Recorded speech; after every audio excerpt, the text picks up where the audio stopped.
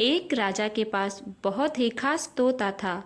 वह बहुत बुद्धिमान था, इसीलिए राजा और तोता आपस में बहुत चर्चा किया करते थे। एक दिन तोते ने राजा से कहा कि उसे अपने माता पिता से मिलने बहुत समय हो गया है। राजा ने उसे अनुमति दे दी कि वह 4-5 दिन में लौट आए। तोता उड़कर चला गया।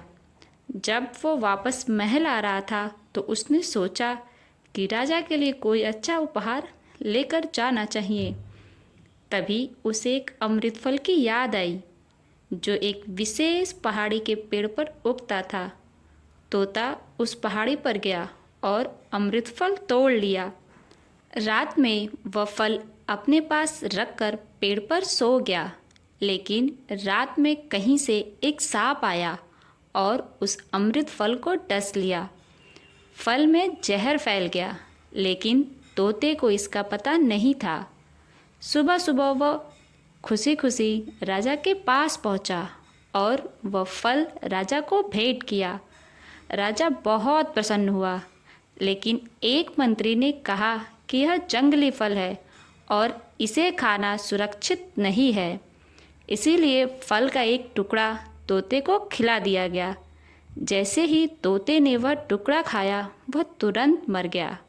राजा को बहुत क्रोध आया और उसने तुरंत उस फल को बाहर फेंकने का आदेश दिया। कुछ समय बाद उस बीज से एक पेड़ उग गया और उसमें बहुत सारे फल लगने लगे। लेकिन राजा ने सख्त आदेश दिया कि कोई भी उन फलों को ना खाए, क्योंकि वे जहरीले हो सकते हैं। कुछ समय बाद जब पेड़ काटा जाने वाला था, तभी वहाँ से एक बूढ़ा व्यक्ति गुजरा। उसने पेड़ से एक फल तोड़ा और खा लिया। जैसे ही उसने फल खाया, वह बूढ़ा व्यक्ति फिर से जवान और स्वस्थ हो गया। जब राजा को इसका पता चला तो उसे बहुत पछतावा हुआ। तो फ्रेंड्स, हमें इस कहानी से यह सीख मिलती है कि जीवन में कई बार ऐसा होता है कि कोई व्यक्ति गलती कर बैठता है, लेकिन पहले यह समझना जरूरी होता है कि वह गलती जानबूझकर की गई है या अनजाने में हो गई है। जो गलती अनजाने में हुई उसको माफ़ कर देना चाहिए, लेकिन जो जानबूझकर धोखा दे वही असली छुपा हुआ दुश्मन होता है। तो फ्रेंड्स, बाय बाय, मिलते हैं नेक्स्ट वीडियो में।